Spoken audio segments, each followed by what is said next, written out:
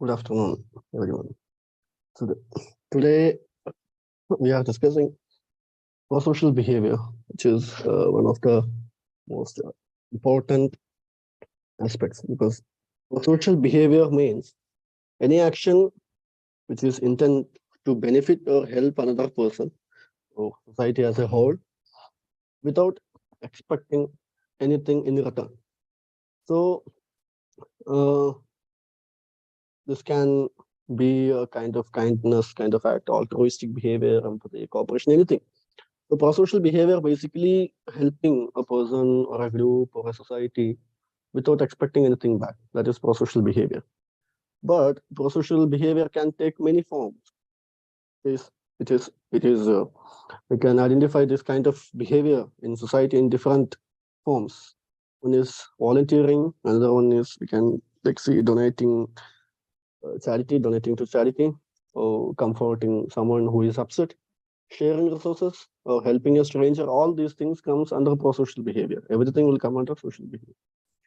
So uh, many actually prosocial behavior is one of the major research area in social psychology because from prosocial behavior we have a lot of subcategories of behavior like pro-environmental behavior, which is coming in environmental psychology.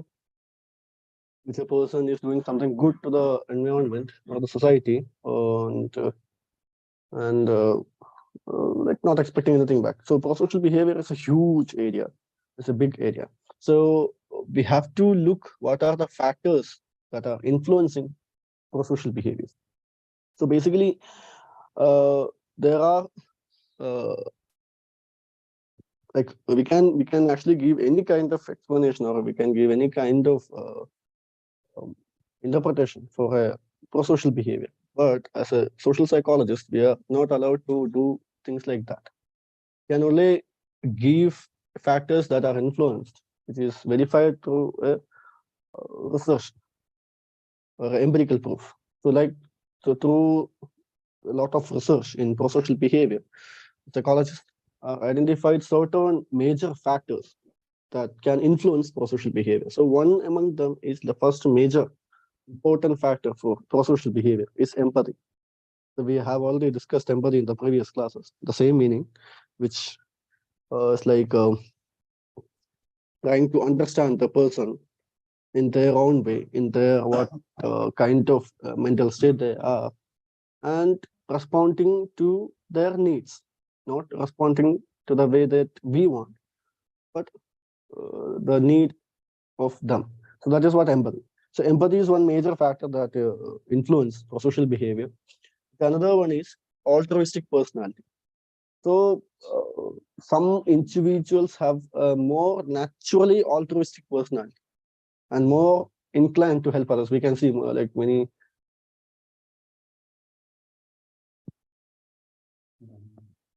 uh, like people who join for social work, like people who volunteer basically.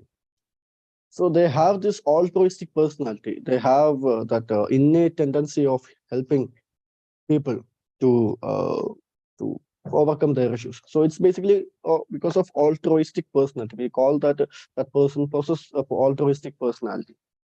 So another factor that can influence social behavior is social norms. So basically, social norms, how it is influencing is basically people may feel pressure to conform to the expectation of their community or group. So basically, so I'm taking prosocial behavior and I'm not going by any textbook or anything. I'm using your syllabus. So social norms, which is like basically people may feel pressure to conform to the expectation of their community or group. So it's basically even individuals may know want to be part of that prosocial behavior, but if they are not being part of that prosocial behavior, then they will be excluded from the society or the group. So they will conform to that behavior. So that is basically social norms. That is what we have, unwritten social norms that we do uh, everyday life. And another major factor is situational factor. So situational factor again, it's like in the context, the people who are engaged in pro-social behavior. So that is basically even people who doesn't have a kind of an altruistic behavior, or not a person who help actually people, but even though that kind of people may engage in pro-social behavior because the situation that they are engaged, because they don't have any other option. If they don't do any kind of altruistic behavior or pro-social behavior in that moment, then that person may get a kind of guilt, something, because that's it is basically the situational thing. And that if the person is capable of doing that, then obviously automatically it will drive the person, because like altruistic to some extent, because we are social animal, we all have a kind of altruistic behavior, like by evolutionarily we have actually. So that is the one another factor which can influence the prosocial behavior. And another major factor that mainly influence the prosocial behavior is reward and punishment, basically. So we follow, we do one like certain things because we are scared of punishment, or we expect certain kind of reward by doing that. So reward and punishment can definitely influence prosocial behavior, and it can enhance, or it can do it won't work. And another the major factor is cultural and societal factors. So cultural and societal factors can also play a role in shaping prosocial behavior. But it will be a kind of socialization process that we can say it starts from the family. It should be learned from the family. So cultural and societal factors means how we are engaged in socialization process, and how the social cultural context that we are existing is how much they are teaching us the pro-social behavior, or we are exposed to the social behavior, or the norms and values, moral values, ethical values that put forward by that cultural group or the social group will shape that particular person who is grown up in that particular community. So that cultural and societal factors will shape the person's pro-social behavior. Yeah.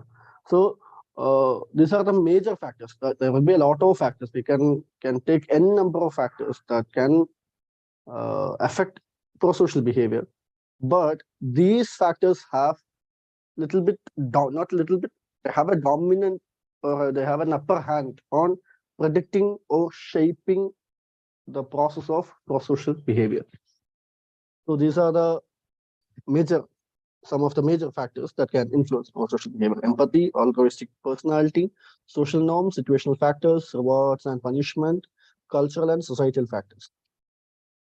So this is about the pro-social behavior and the factors that influence the pro-social behavior, basically. So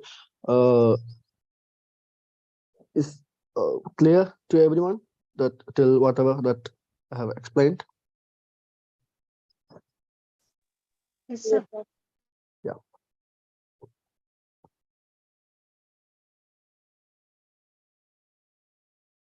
So the next section is interpersonal attraction. It's also a part of social psychology. This is still in this interpersonal attraction, or interpersonal conflict, or interpersonal relationship. All those things uh, broadly, all those things come under social psychology, but still there is a different specialization or different discipline in psychology called like psychology of interpersonal relationship. But still, it is coming under social psychology because it's about the interaction between two people. So, interpersonal attraction refers to the feelings of liking, admiration, or love that one person has for another. So, it is like the force that draws uh, uh, that draws people together and can lead to the formation of friendship, romantic relationship, or even long-term partnership. So it can be like in not like interpersonal attraction only happens in the romantic section or in the context of marriage or like that. No, friendship, we need interpersonal attraction. So, so what are these attractions? How can we identify what are the factors which make people attract to each other? So basically the first one, above all, will go with physical attractiveness. The physical appearance is often the first thing people notice about one another, and it can have a powerful impact on interpersonal attraction. So people tend to be more attracted to those who are physically attractive. So it's very natural because it's like, yeah, it's like we will be focused to the people who are attractive. That is very the thing. But that doesn't make relationship, or that doesn't lead to relationship. That is that the initial part, that ignition part, the recognizing part. Like we noticed something beautiful. So that is that physical attractive. Then there should be some similarity. So that is the second concept, similarity. People tend to be attracted to those who are similar to themselves in terms of interest, values, and attitudes. So this is also sometimes we call it as birds of a feather phenomenon. Birds of a feather phenomenon. So it's like it, it is similarity, not same. So there's difference between same and similarity. That the other person won't be same as like us, but similar. Similar means like there are some sameness, some sameness. So physical attractiveness, one major factor that leads to interpersonal attraction. The another one is similarity, and the third one is proximity. So people are more likely to form relationship with those who are nearby as opposed to those who are geographically distant, so that we can understand many relationship especially when you enter in the practice of couple counseling or interpersonal counseling, something like that. You can see that this distance relationship makes a lot of issues. Basically, it lacks proximity. Proximity is a very important factor in the process of maintaining physical interpersonal attractions to each other. So if the proximity is getting when, but it's not. It's like it is not like all the time that if it is in the distance that the relationship will break. No, if the both partners have put enough effort to that relationship, whatever, whether it is friendship or a marriage or whatever it is, then even proximity won't have such impact. But definitely proximity, like proximity won't hamper the relationship, but sometimes the distance may enhance the relationship sometimes. So proximity, the concept of proximity, whether the person is nearby or distance, will significant effect on interpersonal attraction. And the fourth one is familiarity. You can say it familiarity, and similarity and familiarity is two different things. Okay, so familiarity is basically like we are more likely to feel attracted to those who they're familiar with or have repeated exposure to, which means proximity means which is distance. So familiarity means how many times the person is exposed to that other person. So if it is one time, yeah, you saw a beautiful person, very attractive, you got the chance to observe that person for some time. So yeah, some of the behaviors are similar. And proximity, yeah, the person is somewhat near to you. But familiarity, no, because today is the first and last day that you may see that person because you are leaving that place because you are a tourist. So then done. Familiarity, done. We are not exposed to that person again and again and again. So the familiarity is getting losing. So that can affect.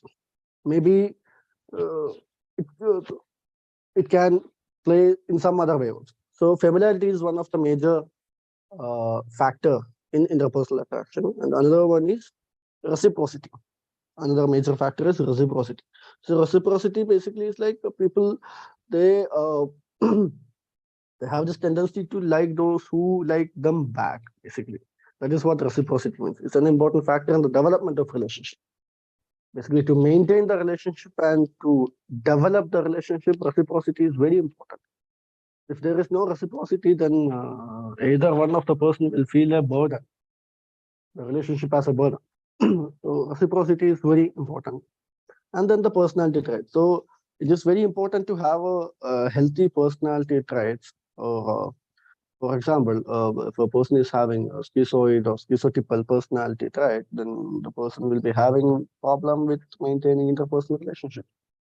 But on the other hand, person who is having a uh, open to experience kind of personality trait or extroversion, the person will be very warming, very welcoming to people, and will keep a lot of relationships, will maintain a lot of relationships, and will develop a lot of relationships. So, but we can't say that like one factor is determining everything. No, all those factors have a significant role, but uh, in certain situations, certain factors will play significant role than other factors. So these are some of the factors that influence the interpersonal attraction. So now we are going to the section called determinants of interpersonal attraction. What are the determinants? What determine interpersonal attraction? So some of the factors which are similar, that is physical appearance, similarity, proximity, familiarity, reciprocity. Yeah, these things are there that we have discussed previously. But there are some other factors. The second, then the other factors which is different from the previous factors are self-disclosure. So people who are attracted to each other, they disclose personal information to them. It will only happen. That is what we call that intimate space. So only in that intimate space, a person can reveal their very personal, vulnerable, fragile emotions and fantasies and insecurities and everything. So that can only happen with the person that you are attracted with. Otherwise, it won't happen. Otherwise, it should be a therapy session. Apart from that, it's not a therapy or counseling session in the natural settings. Then the self, if the self disclosure should happen, then there should be a kind of a attraction. Basically, there should be a kind of a bond should be there. And another factor is competence. So people tend to be attracted to who are competent, like skilled or intelligent, successful.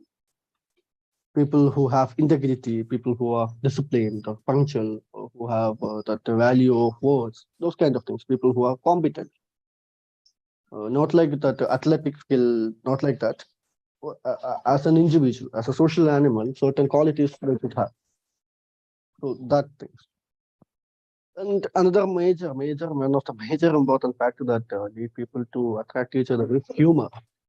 So people who have good sense of humor will definitely attract a lot of. Humor is a good factor. I mean, like a highly influential factor uh, in the process of interpersonal attraction. And there is this similarity level of physical attractiveness. So that is also important. You can also see like people who love each other, people who fall in love with each other, they have a very similar facial features and physical features. Because that is that similarity of their physical features that help them to uh, what to identify, to reflect back easily. So these are the major factors that determine interpersonal attraction, including with other factors like similarity, proximity, familiarity, reciprocity, everything. So am I is everything clear till now? What I have explained? Yes, sir. Yeah. Now we are discussing some of the important theories of interpersonal attraction. So we have a lot of theories. Psychology is not lacking theories. Psychology is abundant with theories. A lot of theories psychology have, and psychology have the liberty to use any theory, but not now. But it used to be like that. But now it's different. But there was a time that we used any theory to explain any kind of behavior which was lacking scientific temper or scientific evidence. But now though it is changed, so we have a very specific theories that we use to explain or understand or decode or to do research, whatever, in the context of interpersonal interaction. So the first theory we can take into account is social exchange theory. So basically, this theory suggests that individuals evaluate the cost and benefits of being in a relationship. Okay, so every individual, mostly, we can't say everyone, but most of the people, majority of the people,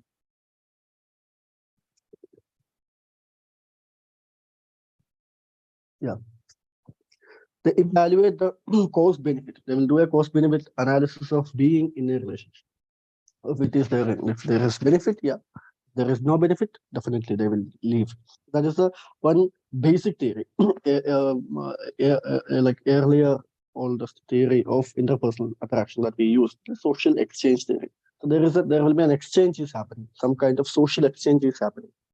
So those social exchanges benefits basically some or other kind of benefits. So don't put benefits into monetary meaning. Basically, it can be benefit of having a personal growth as a person, or benefits like a person is getting a sense of belongingness from a person, or is getting a kind of admiration, appreciation. Yeah, that can be benefit. So benefit is basically anything. So cost is basically how we like how much we how much we put the effort, energy, and everything. So that is what social exchange theory, and another one is equity theory. Equity theory. So equity theory suggests that individuals are attracted to those who they perceive as treating them fairly and equally in the relationship. It's basically talking about democracy in the relationship. So how people treat each other respectively, whether it is in the relation, a friendship, or in an intimate relationship, or in employees of like organization settings or academic settings. That's very important. Equity, that giving Excuse and me, taking. sir. Yeah, Sir, yeah. what is the second theory, sir? I didn't understand. Pardon? Equity theory. EQUITY. IT. Equity theory. Equity. Yeah. Thank you, sir. EQUIT. Yeah.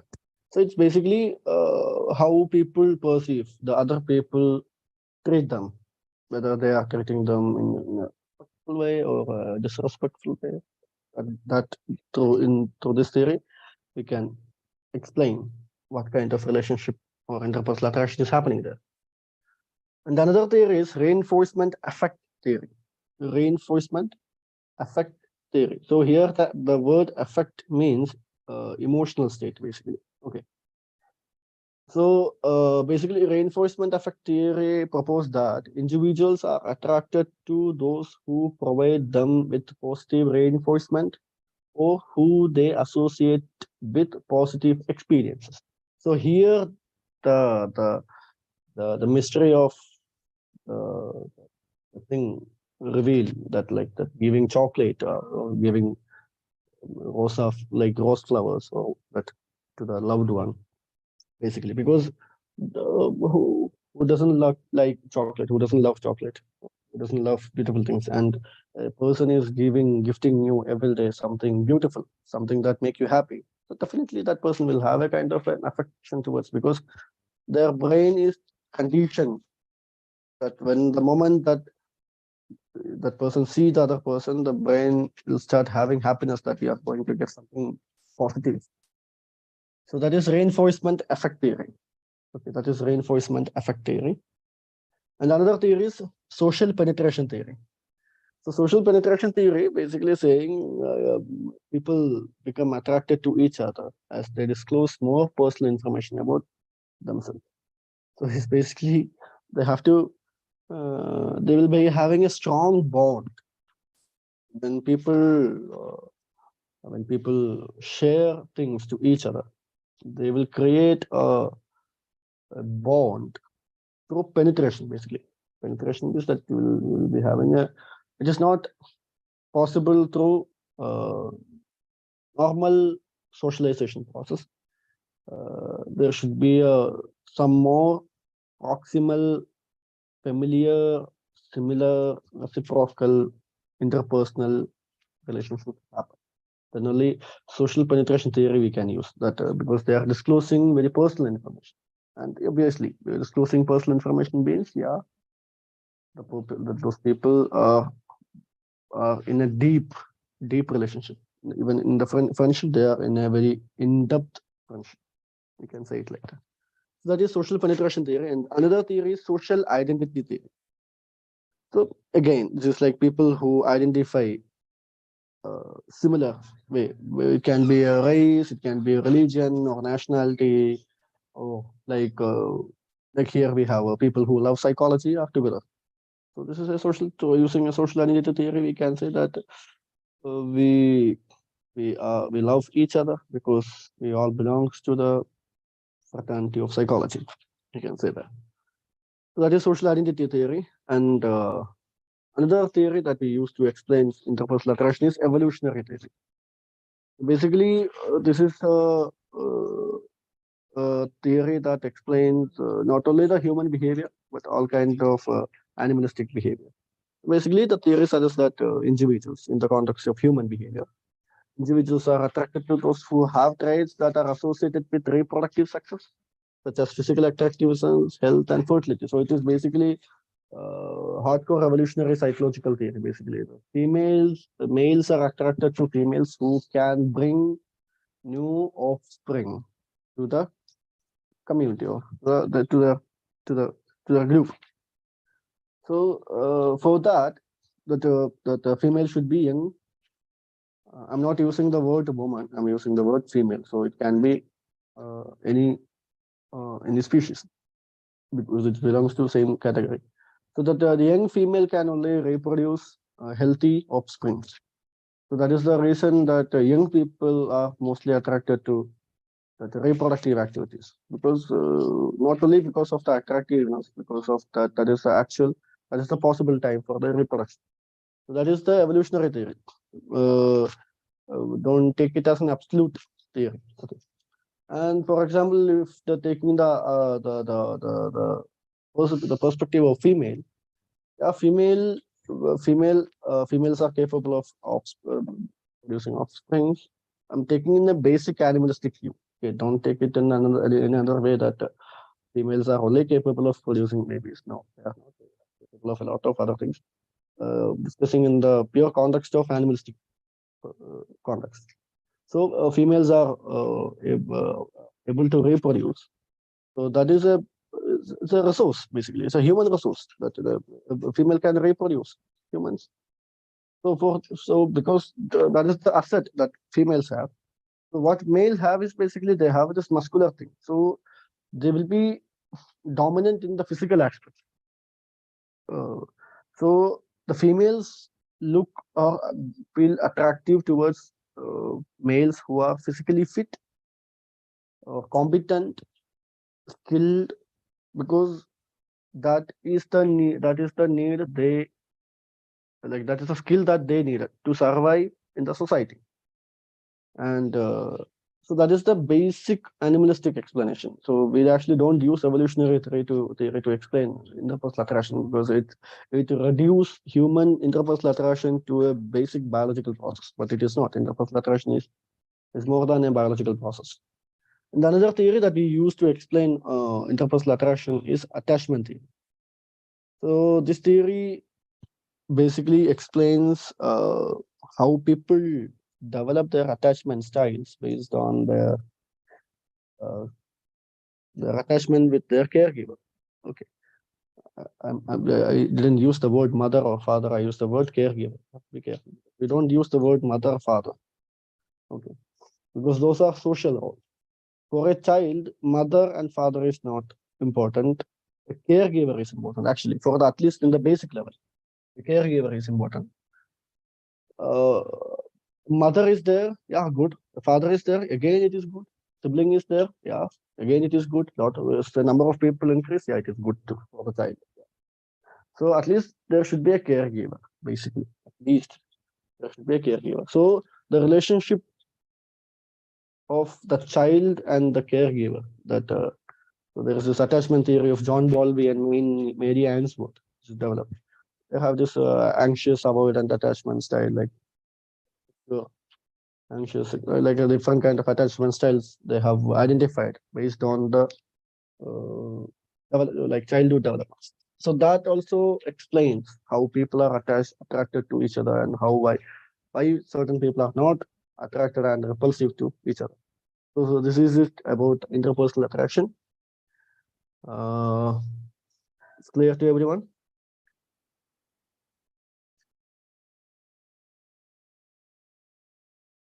Any questions? Anything? Yeah, because we are going to the next section.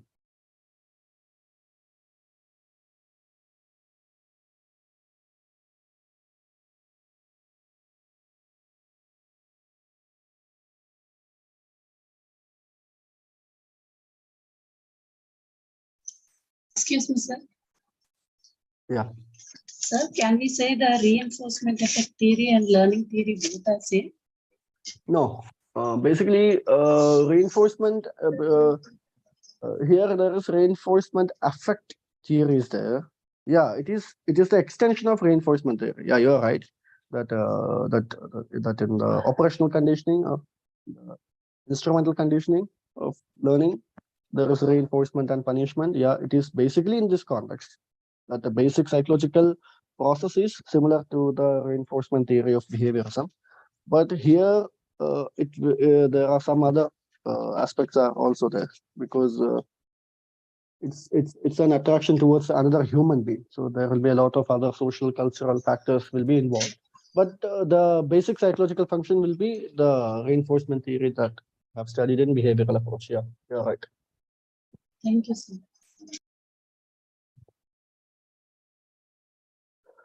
Any more questions? Or shall we go to the next session?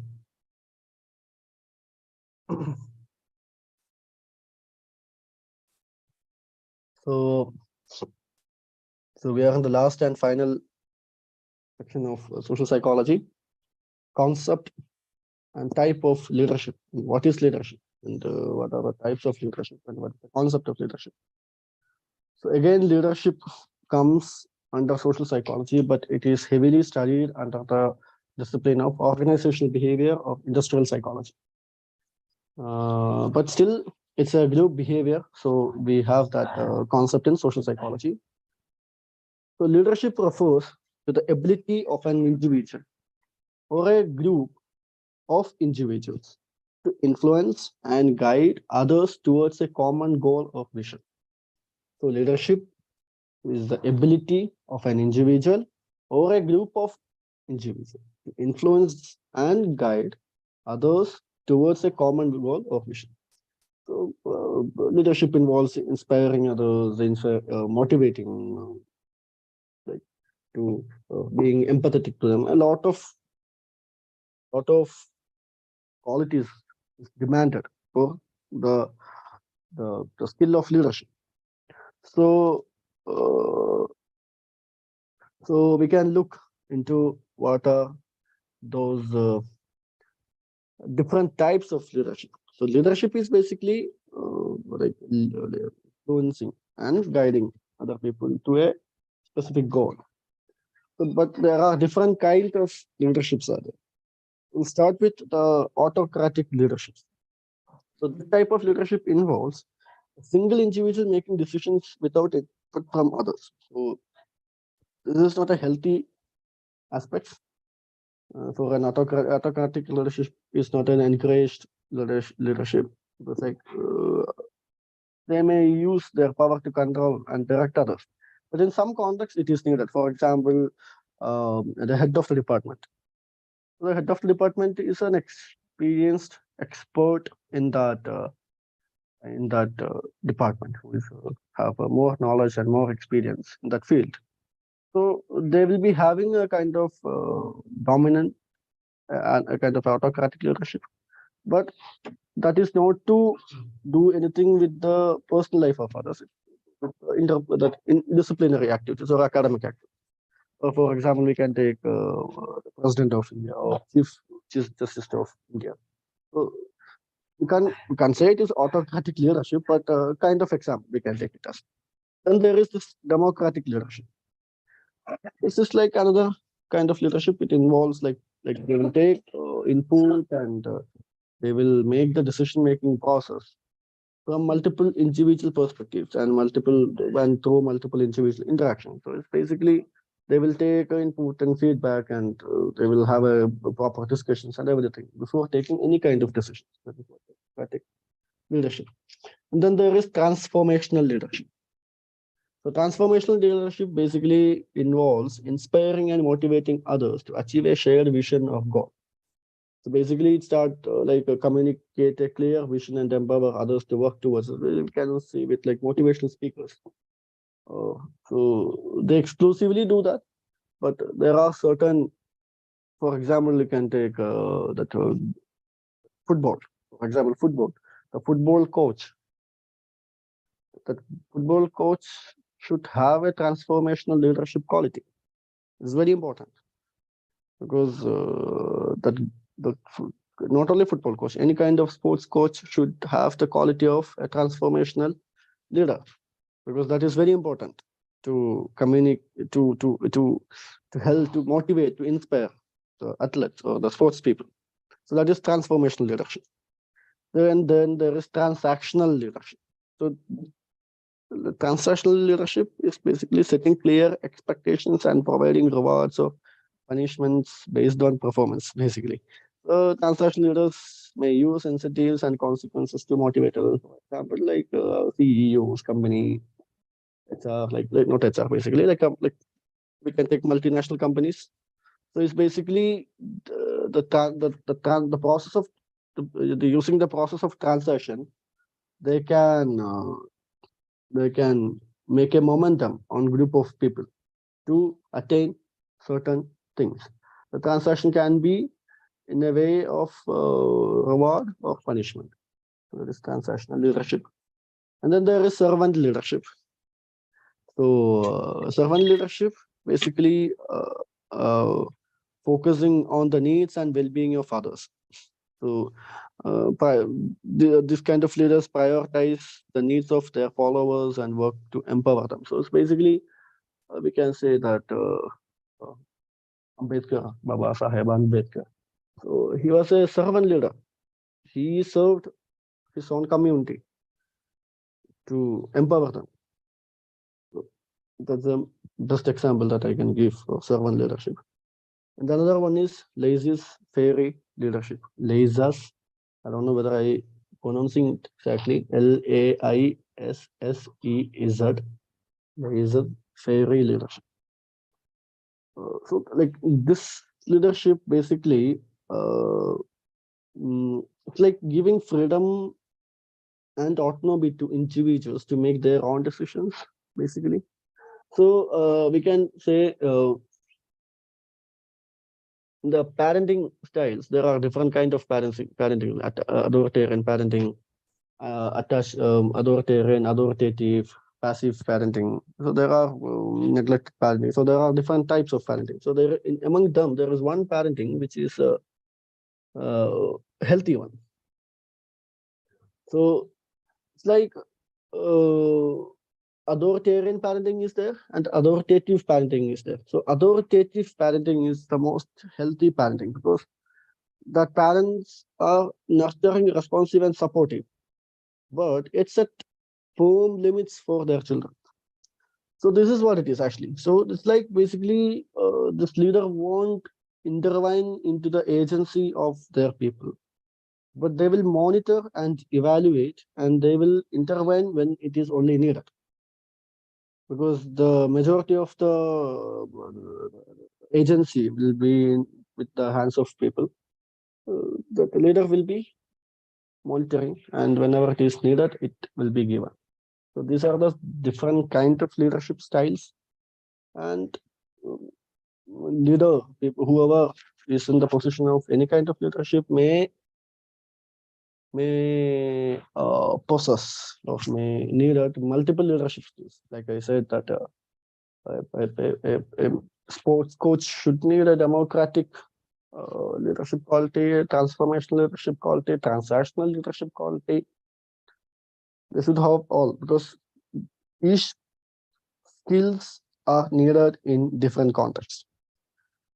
So now we are going into the characteristics and functions of a leader. Basically, characteristics and functions of a leader. So a leader should have a certain characteristics, certain qualities that that like that help that leader to deal with the different situations or contexts. So the first one, we can take it as a vision. So a leader, no, a effective leader should have a clear vision of what they want to achieve and communicate that vision to their followers or whatever it is. So vision is a very important factor to become an effective leader. Another one is integrity. So the leader should be honest, ethical, and consistent in their actions and decisions. So those kind of leaders will gain the trust and respect. So integrity is very important. Another one is empathy. Same thing, you just have to put it in the context of leadership. The another one is confidence. Yeah, the leader should have confidence. So confidence doesn't mean the confidence to show what you know. We should also, that leader should also have the confidence to admit that the leader may also not know many things. So that is also part of confidence. Another one is flexibility. How flexible the person is, because there will be multiple comments, there will be multiple criticism, there will be multiple opinions, there will be people with the multiple interests and everything. So the person should be able to deal with all those people. So flexibility is very important. And another quality or characteristic that a leader should possess is decisiveness. So decisiveness basically like they should be able to make timely and effective decisions. It's not about making decision. It's about timely and effective decision. Anyone can take decision, but very effective, very like a person who are well trained or well experienced can only make a timely and effective decision. That is decisiveness. That is very important. And the final, we can say it final, but the next factor or the next quality, if that person doesn't have this quality, then there is no use. That is communication. The leader should have a communication quality. If the person doesn't have a communication quality, then that person communication doesn't mean thoughtful. Okay, communication means communicating things to other people. So it's like we can take Stephen Hawking. He said he can't talk, but he disseminate the knowledge to the whole world. So basically, communication means you have to communicate with the other people. That's it, some way or other way. So that is also very important. So these are the some of the major characteristics or the major skills a leader should have, a leader should possess: vision, integrity, empathy, confidence, flexibility, decisiveness, and communication. And there are more. There will be more. So when these are the things which a person should possess to become a leader, but what are the functions of a leader? What are the responsibilities of a leader? So there will be some customized, specified functions or role for leaders in different contexts, definitely. But there are some certain ground rules, so certain common rules, common functions, not rules, basically common functions that every leader should follow. The first one, we can take it as setting goals and priorities. So there will be a lot of goals, there will be a lot of priorities. So it's about how they are setting these goals and priorities, how they are designing this, and how they are taking decision on what they will work first, what will they will collaborate or like divide, whatever it is. Setting goals and priorities is a very important function of a leader. The another one is motivating and inspiring, the same thing. Providing guidance and direction, obviously they should need that. The fourth one, facilitating teamwork and collaboration. That's very important. So facilitating teamwork and collaboration is not an easy task, because this is you have to make a team and make the team work and team means humans, different people. The different people means different opinions, different interests, different attitude. Everything is different. So you should need a good interpersonal skill to deal with to facilitate teamwork and collaboration. The another one is making decision. Yeah, the person should be able to take decision because decision making process is a higher mental process, a higher cognitive process. So making decisions is very important because it involves a lot of executive functions in the brain. So the person who can take a decision, yeah, healthy, like having a good brain function. A person who is able to take effective decision, it's another level. It's very brilliant. So making effective decisions, that's one function of a leader. And another, managing resources. There will be resources, there will be lack of resources, there will be excessive resources. It's not about the state of resources, whether it is lacking or whether it is abundant or it's optimal. It's about how the resources are managed. The leader is able to manage the resources properly, even if it lacks, it can be functional, it can be improved. So managing resources is very important. And another major factor is representing the group or organization. How the leader represent the group in a way. So the way that leader talk, the way the leader react to certain things, that reflect the general concerns of the community. So the leader have to be very careful when they represent their group to the public. So representing the group of organization. So these are certain functions or certain duties that all leaders should possess the most. So till now, everything is clear. Any doubt? Anything?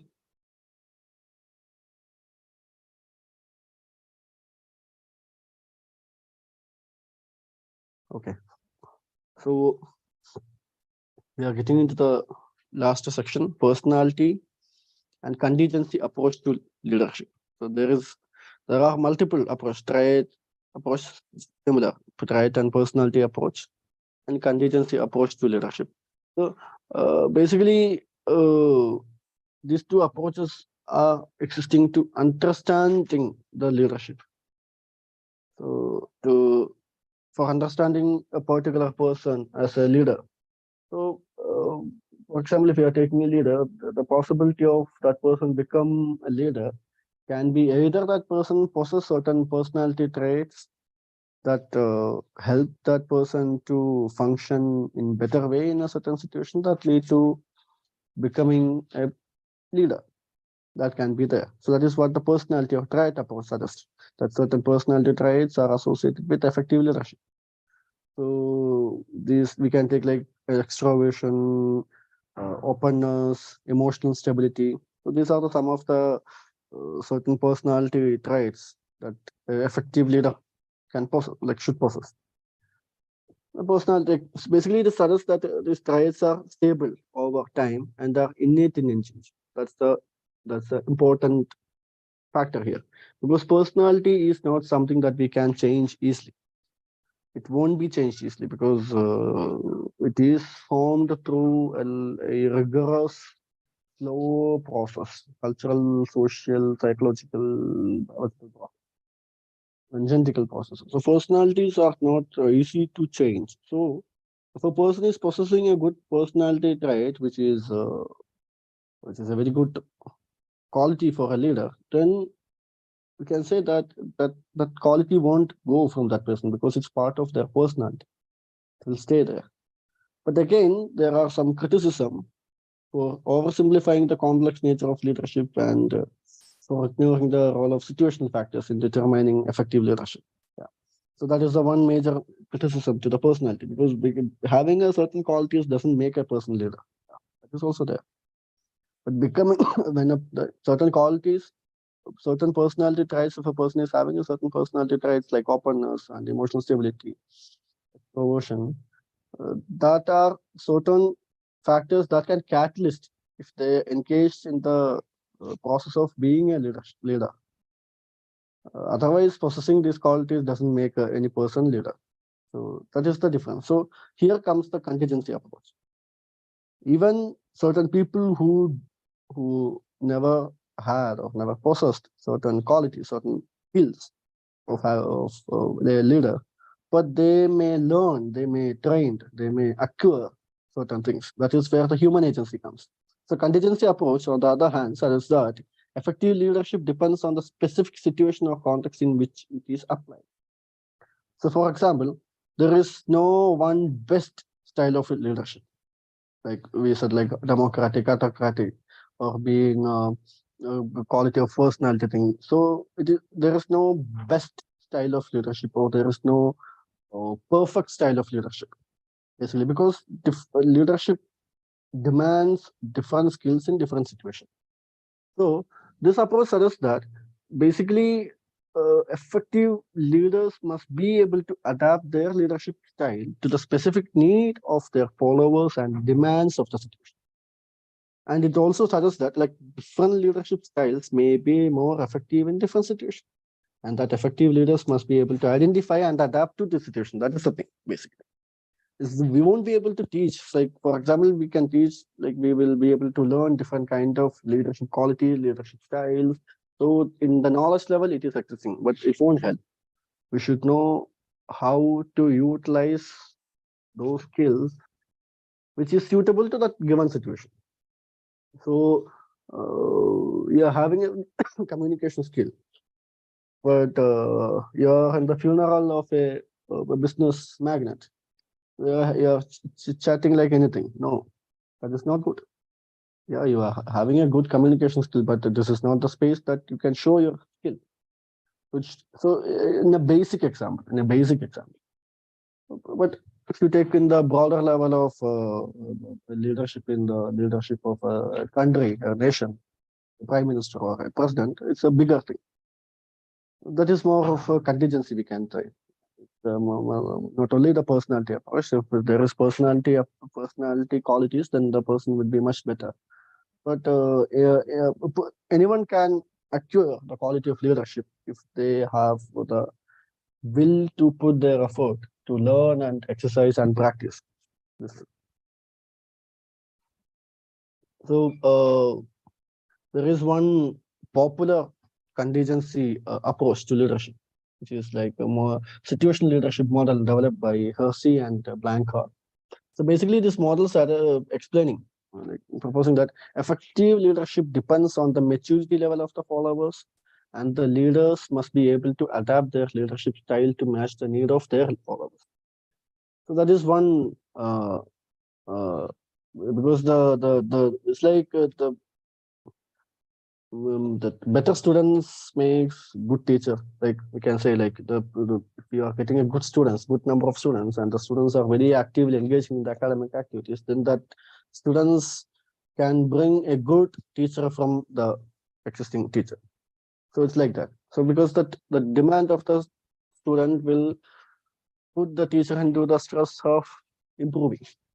That is basically explaining here. That is one model, and another, there is another contingency approach that for leadership is Fiedler's contingency model. Fiedler's contingency model. Like again, this proposing that the effectiveness of a leader depends on the match between their leadership style and the situational demands of the situation. So it's basically certain people won't be good at communicating with their followers or being having a good sweet relationship, but these people are really good in taking decisions and exercising things in the specific situational context. So there is this is the personality or trait approach to leadership and the contingency approach to leadership that we use to explain the leadership processes.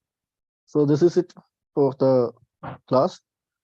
So the whole social psychology paper is done, and I will be sharing the whole material soon within 2-3 days, and some references that you can use for different chapters, specifically for different chapters. So books and articles and materials that you can understand certain concepts in depth. So I will be adding those references, and document file will be also there in the Google Drive. Yeah. Is there any questions? Anything?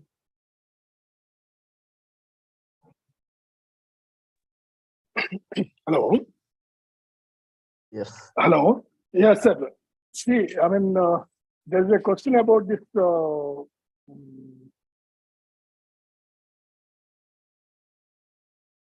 In leadership. Hello. Yeah. Yeah, I mean, there is a question about the big five theory of leadership. I mean, what we need to write for this question? That is like can connect each. Like that is like openness to experience, extroversion. That is the big five personality, right? Yeah, yeah. So Big if you five. take Big five each, theory. yeah. Yeah. So if you take openness to experience, Okay. which is so you take each personality trait and understand each personality traits. So you will understand that whether this particular quality is needed for a leadership. For example, in big five factor model, there is a concept called neuroticism. So neuroticism is basically emotional instability. So if a person who is having neuroticism won't be able to process or won't be able to continue as a good leader because they will be having an emotional disturbances. Yeah. So you can use those personality theory, yeah, definitely. You take the big five factor model theory and understand each traits and think in the context of a leader, whether how if a person is possessing this particular quality, is it good or not? Like that. That is the way you should think and do. Yeah, that's like a brainstorming exercise. Yeah, you can actually do that. This is the one way, and there are many other ways that we can use a personality theory to explain leadership styles or leadership quality. Yeah. Am I clear? Okay. Thank you. Yeah. Thank you very much.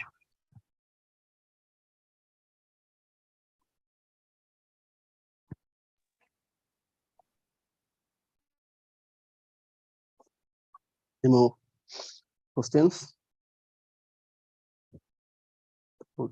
Anything?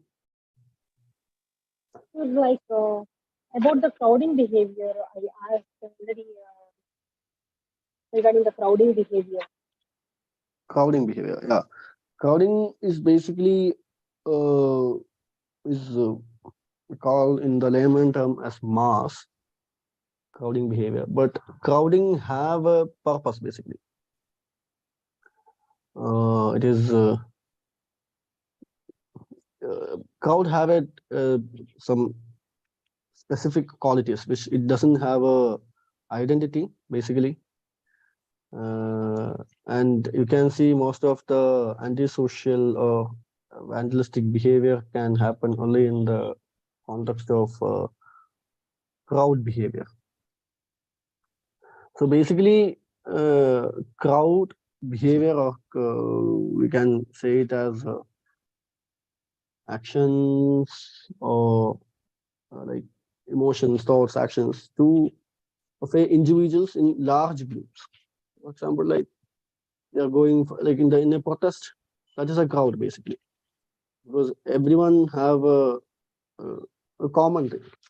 The crowd behavior can be influenced by different kind of factors, emotion, preference of other figures, everything. So because of that, crowd can exhibit different range of behaviors from a peaceful, calm group of crowd, on the other extreme, very chaotic and destructive. So it is very difficult. So that is what we say, like mob behavior is very mob psychology. Mob behavior is very difficult to predict. It can be only managed or controlled. And we have to be very careful also. That is the thing. And the factors that contribute to the crowd behavior include their group size, anonymity, emotional contagion, perception of a shared goal, all those things. So basically, the crowd behavior, the one we can explain it. We can use any theory also to explain crowd behavior. We can take like social identity theory. We can take in the context of a protest. They identify themselves as one, and they are protesting for their own need, a common shared need. Yeah, so that the reason that created the crowd and the reason for the behavior. Yeah, the crowd is not basically a group of people. Crowd is basically a group of people who have a common goal. Yeah, am I clear? Excuse me, sir. Yeah. Sir, shall I ask yesterday's class one doubt, sir? Yeah, sure. Sir, the Actually, role of one second. Actually, class is over, and if anyone now, wants to leave, you can leave. just one small. Yeah. It's for discussions. Yeah. That is role of congruence and role of incongruence is there. Yesterday you explained about that, no, sir. Uh-huh.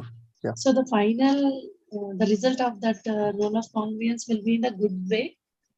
It's basically if the self-role congruence is congruent state, Congruence. it will bring a healthy relationship. If a healthy role, if the self and role is in an incongruent state, then it won't.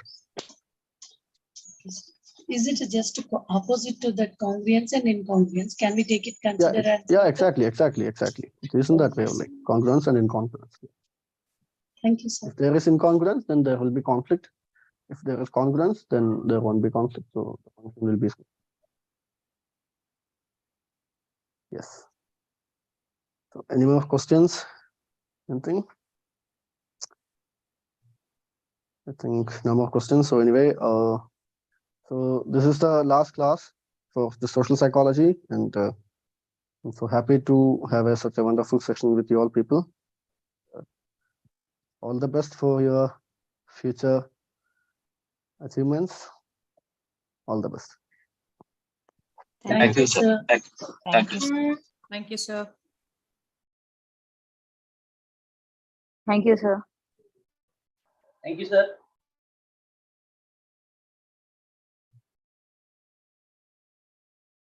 Thank you, everyone. Yeah.